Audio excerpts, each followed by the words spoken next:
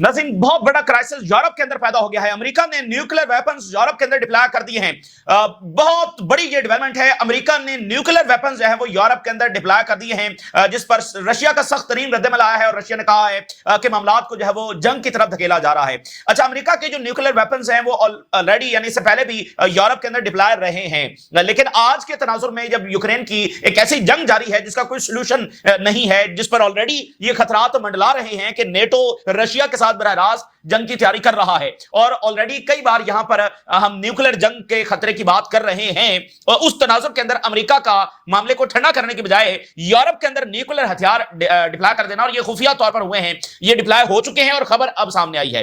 यानी ऐसा नहीं है कि अमेरिका डिप्लॉय करने जा रहा है, अमेरिका ने डिप्लॉय कर दिए हैं, खबर अब सामने आई है। पिछले 24-48 घंटों के अंदर ये डिप्लॉय हो गए हैं, यानी वो सीक्रेटली वहां पर डिप्लॉय कर रहे थे और रशिया ने आज वहां से अनाउंसमेंट किया। और इधर से भी अनाउंसमेंट नहीं हुई, रशिया ने कहा है कि अमेरिका ने हथियार डिप्लॉय कर दिए हैं और हम सूरत हाल को मॉनिटर कर रहे हैं। तो एक क्यूबन मिसाइल क्राइसिस रशिया और अमेरिका के दरमियान, उस वक्त के सोवियत यूनियन और अमेरिका के दरमियान एक ऐसा लम्हा था कि बस दुनिया ये कह रही थी पता नहीं अगले मिनट, अगले लम्हे, अगले घंटे जो है वो न्यूक्लियर वेपन्स चल जाएंगे।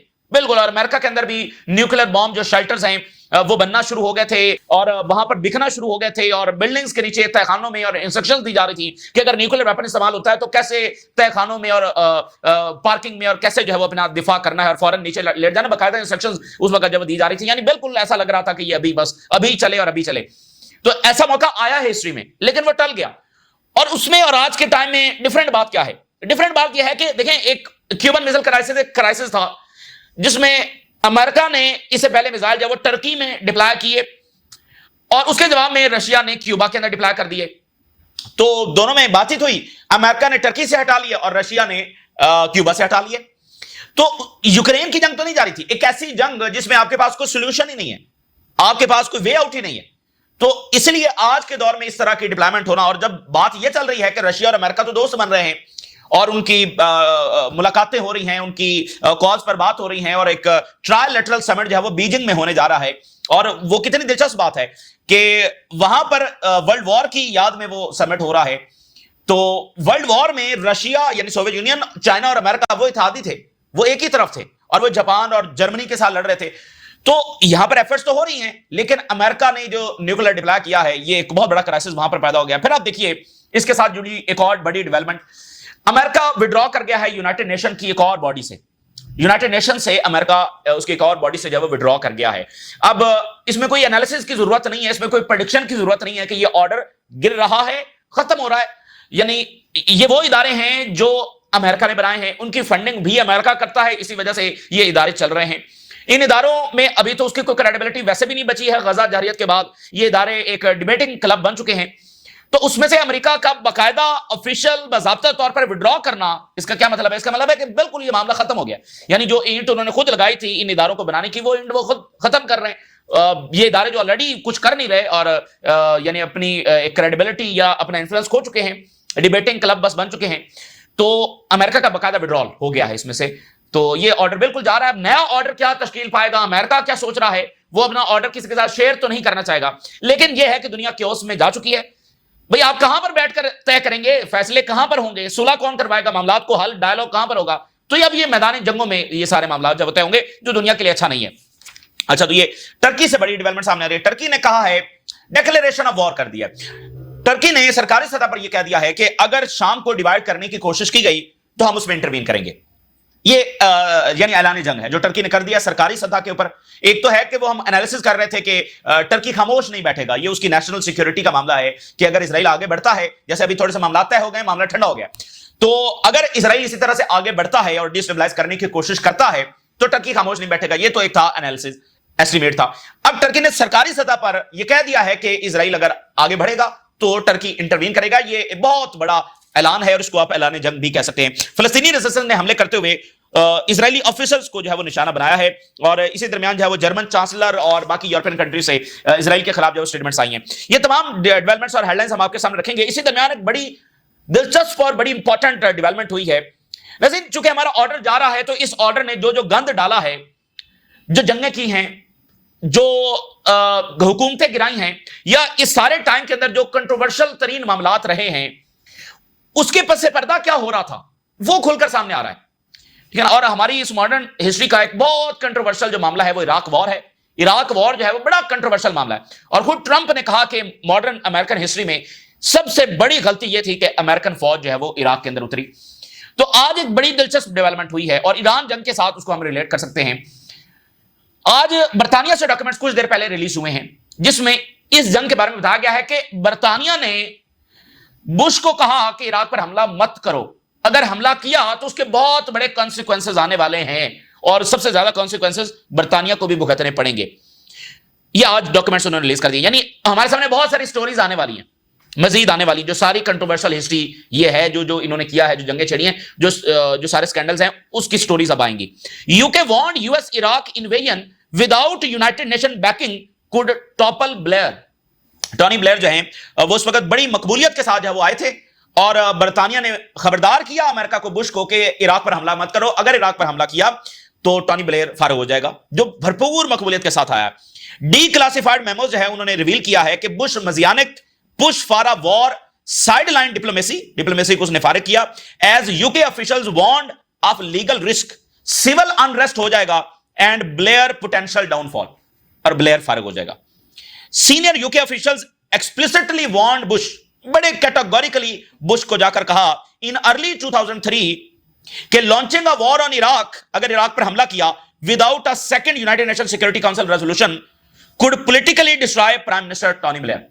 और बर्तानिया ने कहा कि अगर हमला करना भी है तो कम से कम यूनाइटेड नेशन की बैकिंग ले लो, कि यूनाइटेड नेशन कह दे कि हाँ इराक पर हमला होना चाहिए। यूनाइटेड नेशन ने बैक नहीं किया था, और ना ही पूरे नेटो ने कोई उसमें बैक किया था, ठीक है ना। तो उन्होंने कहा कि ये तो हमला नहीं होना चाहिए, अगर करना है तो फिर कम से कम यूनाइटेड नेशन की इसमें बैकिंग होनी चाहिए, अगर नहीं तो फिर बहुत सारे कॉन्सिक्वेंसेस और टॉनी ब्लेयर जाएगा।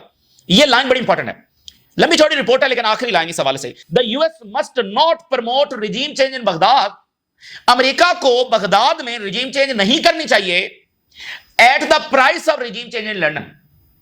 This is the bottom line. बर्तानिया ने अमेरिका को कहा कि बगदाद में अगर रिजीम चेंज करना है तो उसका रिजल्ट ये निकलेगा, उसके कॉन्सिक्वेंसेस ये निकलेंगे कि एक रिजीम चेंज है वो लंदन में भी होगा, और वो हुआ। टॉनी ब्लेयर फारिग हुआ और मोस्ट कंट्रोवर्शियल एक प्राइम मिनिस्टर बन गया, मोस्ट कंट्रोवर्शियल शख्सियत बन गया। बाद में आकर अभी रिसेंट टाइम में टॉनी ब्लेयर ने माफी मांगी कि बड़ी गलती हुई फलाना, तो ये बड़ा पॉपुलर था और धुतकार दिया बर्तानिया के इमाम ने। रिजीम चेंज बगदाद में किया, रिजीम चेंज लंदन में हुआ।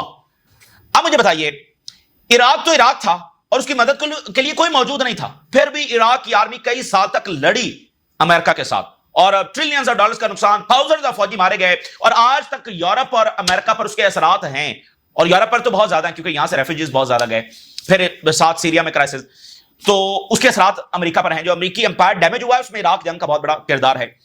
अब मुझे बताएं कि ईरान तो ईरान है, अगर ईरान में ये रिजीम चेंज करने जा रहे हैं तो उसका नतीजा क्या निकलेगा, उसके नतीजे में कहां कहां रिजीम चेंजेस होंगी, और उसके कॉन्सिक्वेंसेस यूरोप और अमेरिका के लिए कितने आएंगे। ये तो ईरान की फौज है ना, ईरान की मिसाइल कैपेबिलिटी जो मिडिल ईस्ट में कभी किसी के पास एग्जिस्ट ही नहीं करती थी, और पीछे रशिया और चाइना खड़े हैं बहुत बड़ी पावर के साथ, जो कि इराक में नहीं खड़े थे, ठीक है। तो ये है रियलिटीज, ये है आज की दुनिया।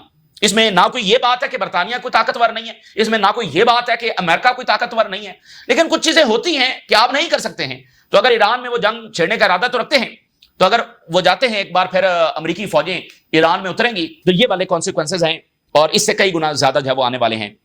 तो ये बड़ी दिलचस्प बात होगी। इस तरह की बहुत सारी रिपोर्ट्स अब मजीद आएंगी। टर्की ने जो है वो ऐलान जंग कर दिया है इजराइल के खिलाफ। टर्की ने सरकारी सतह पर कहा है कि अगर शाम को उसके टुकड़े करने की कोशिश की गई जैसे इजराइल की प्लानिंग है, तो हम इंटरवीन कर देंगे। Turkey to intervene in any attempt to divide Syria, यह सरकारी सतह पर अनाउंस हो गया है। यानी अब इसमें आप देखिए कि इजराइल या तो पीछे हट जाएगा, भाई टर्की ने कह दिया कि हम मैदान में होंगे। अब इसके बाद क्या है कि या तो इजराइल पीछे हटेगा या फिर तुर्की आएगा। अगर इजराइल पीछे नहीं हटेगा तो, और हमारा एस्टिमेट यही है कि इजराइल पीछे नहीं हटेगा, तो इसलिए यह मामला जो है वो जंग के खतरात ज्यादा है और किसी सेटलमेंट की चांसेस जो है वो कम है। इजराइल आगे बढ़ेगा तो टर्की आएगा, ऐलान हो गया। क्या इजराइल आगे बढ़ेगा? जी हां, आगे बढ़ेगा, इजराइल पीछे नहीं हटेगा, ठीक है, क्योंकि वो कायम ही इसी पैटर्न के ऊपर है, ठीक है ना। उसकी आइडियोलॉजी ही ये है, वो मतलब एक चीज बनी ही इसी बुनियाद के ऊपर है, तो वही उसका यही पैटर्न है, जंगे छेड़ना, फसाद बर्पा करना। अब Turkey compel to bolster defence muscle, Erdogan की अनाउंसमेंट आई, मजबूर हैं हम अपनी अब ताकत बढ़ाने पर। किसके खिलाफ? जाहिर है इजराइल के खिलाफ। Erdogan says Netanyahu surpassed Hitler with Gaza genocide, Hitler को भी क्रॉस कर गया Netanyahu. Hijri is acting as if he were Israel's agent in the region. Hikmat al हिजरी जो है ये ऐसे एक्ट कर रहा है जैसे ये इजराइल का एजेंट है रीजन के अंदर। टर्किश फॉरेन मिनिस्टर कह रहे हैं, वो हिकमत हिजरी जो दरूज मलेशिया का सरबराह है, और कहता है कि ये सारा जो इलाका है सुवेदा का, ये सेल्फ गवर्नड होगा। फलस्तीनी रजिस्टर ने हमला किया है, एक गुलानी ऑफिसर को मारा है और उसके साथ गुलानी ब्रिगेड का एक फौजी था वो मारा गया है, एक ऑफिसर मारा गया है, और एक और इंसिडेंट में कई फौजी जख्मी हुए। Israeli media several soldiers injured in the second security incident in the Gaza strip. बड़े इंपैक्टफुल हमले, इजराइल की फौज को में शदीद कमी, ऊपर से फौजी मरते चले जा रहे हैं, रोजाना इजरायली फौजी जब वो मर रहे हैं। जर्मन चांसलर की काफी सख्त स्टेटमेंट आई है, जो पहले ये जर्मन चांसलर है जिसने अभी 2 हफ्ते पहले ये बयान दिया था कि Israel is doing dirty work for us. ये यूरोप में कोई भी बयान नहीं दे सका है। ये इस जर्मन चांसलर ने कहा कि Israel is doing it's dirty work for us, ये अपना ये डर्टी काम कर रहा है, ये हमारे लिए कर रहा है। What the Israeli forces are doing in Gaza is unacceptable, ये वही जर्मन चांसलर हैं। And I informed Netanyahu that we do not agree with his government policy, हम एग्री नहीं करते नेतन्याहू के साथ। और स्पेन से बड़ा सख्त रद्दमल आया, उन्होंने कहा है कि अब इजराइल के साथ कोई नॉर्मल अंदाज में ट्रीट नहीं किया जाएगा, इजराइल को डिफरेंट अंदाज में ट्रीट किया जाएगा, और हमने अपनी बंदरगाहें बैन कर दी हैं। कोई भी ऐसा जहाज जो इजराइल की तरफ जा रहा है इसलिए लेकर वो हमारी बंदरगाहों पर नहीं रुकेगा। We have imposed arms embargo, हमने इजराइल पर लगा दिया है। And do not allow the ships heading to Israel in our ports. And और ये स्पेन जो है वो हेग जो अभी मीटिंग हुई है ग्रुप की, उसमें भी शामिल था, और उसमें जो 6 कंक्रीट स्टेप्स उठाने की बात की गई है उसमें यह बात शामिल है कि हर तरह के जहाज जो इजराइल की तरफ जा रहे हैं वो रोके जाएंगे। तो स्पेन ने उसको प्रैक्टिकली करके दिखा दिया, ये एक बड़ी डेवलपमेंट है। We tell Israel that dealing with it can not be normal in light of what is happening in. अब मतलब एक नॉर्मल अंदाज में इजराइल को ट्रीट नहीं किया जाएगा जो कुछ गजा के अंदर हो रहा है। It is time for Israel to stop this war, ये एक सूरत हाल हो गई है। और एक बात, यानी ये एक बड़ी डेवलपमेंट्स है कि यूरोप बात कर रहा है सारी चीजें, लेकिन एक बात भी अपनी जगह पर क्लियर है और वो भी रियलिटी है कि ये सारी स्टेटमेंट्स भी इजराइल को रोक नहीं सकती हैं। ये सारी स्टेटमेंट्स एक सिग्नल हैं कि यूरोप बातें कर रहा है, उसमें एक नैरेटिव एक तो डिस्ट्रॉय हो रहा है इजराइल का, जो वहां पर जो पब्लिक सपोर्ट है वो जाहिर है कि खत्म हो रही है। एक तो इसका सबसे बड़ा इम्पैक्ट ये है। जहां तक इजराइल के इस मजालिम रुकवाने का ताल्लुक है तो उसमें यह रियलिटी भी फिर एग्जिस्ट करती है कि जब तक ये मुल्क कोई प्रैक्टिकल इकदाम नहीं उठाएंगे इजराइल नहीं रुकेगा। जब तक वो सैंक्शंस नहीं लगाएंगे, कोई ठोस इकदाम नहीं करेंगे, तो इजराइल खाली इन स्टेटमेंट से रुकने वाला नहीं है। ये रियलिटी भी है, हाँ, लेकिन इन स्टेटमेंट्स की अहमियत है क्योंकि ऑलरेडी अवाम इजराइल की असलियत जान चुकी है। अब सरकारी सतह पर वो कह रहे हैं कि इजराइल ये कर रहा है, इजराइल उसके सारे मजालिम को वो रिकॉग्नाइज कर रहे हैं। तो इस तरह चीजें बहुत तब्दील हो रही हैं यूरोप के अंदर। अच्छा, अब अमेरिका ने जनाब अली खुफिया तरीके से मिसाइल डिप्लॉय कर दी हैं बरतानिया में, और इससे पहले उन्होंने टर्की में जो क्राइसिस हुआ था, क्यूबन मिसाइल क्राइसिस, टर्की में भी खुफिया डिप्लॉय किए थे, और फिर रशिया ने भी खुफिया तरीके से क्यूबा में डिप्लॉय कर दिए। और बाद में अमेरिका का एक जो जासूस त्यारा घूम रहा था उसको अंदाजा हुआ कि अच्छा ये काम यहां पर हो चुका है, तो इस तरह हुआ। अब इन्होंने यहां पर डिप्लॉय कर दिया और आज रशिया को पता चल रहा है ये कुछ पिछले 48 घंटों में कहीं डिप्लॉय हुए हैं। तो जरा हेडलाइन देखिए, US nuclear weapons deployed to UK for first time since 2008, क्योंकि उस वक्त एक मतलब मुख्तलिफ जंगें चल रही थी। American nuclear weapons return to British soil, the Telegraph. ईरानी मीडिया भी लिख रहा है, Russia monitors reported deployment of US nuclear arms in UK. Russia monitor कर रहा है US nuclear weapons on UK soil for first time in 17 years. Major indication, the Times लिख रहा है, nuclear bombs are back at US AF air base in England. और Russia का जवाब आया कि हम मॉनिटर कर रहे हैं जो डिप्लॉयमेंट हुई है न्यूक्लियर की, और साथ उन्होंने कहा कि the west is heading toward escalating tensions. सुलह सफाई की तरफ नहीं, मामला तय करने की तरफ नहीं, किस तरफ? वेस्ट एस्केलेट कर रहा है। यानी एस्केलेट से क्या मुराद है? एक जंग जारी है तो उसमें एस्केलेशन यही होगी कि डीप इनसाइड रशिया में अटैक करना, रशिया के गिर्द जो है वो इंफ्रास्ट्रक्चर बढ़ाना, बरह रास्त जंग की तैयारी करना, यही एस्केलेशन है क्योंकि जंग जारी है, इंक्लूडिंग न्यूक्लियर। रशिया कह रहा है कि वेस्ट न्यूक्लियर एस्केलेशन कर रहा है and Russia is taking measures to ensure its national security, और हम अपने इकदाम उठा रहे हैं कि इसको हम कन्फ्रंट कर सकें। देखिए, बात यह है कि अमेरिका ने क्यों डिप्लॉय किए हैं, किसके खिलाफ डिप्लॉय किए हैं ना। सवाल यह है कि बरतानिया बस अपने भी न्यूक्लियर वेपन्स तो हैं, तो अमेरिका ने किसके खिलाफ डिप्लॉय किए? किसी यूरोपियन कंट्री के खिलाफ डिप्लॉय किए, रशिया के खिलाफ डिप्लॉय किए ना, और ना ही ये कोई चाइना के खिलाफ बरतानिया में डिप्लॉय हो रहे हैं। तो ये किसके खिलाफ है? ये रशिया के खिलाफ है जो डिप्लॉय किए गए।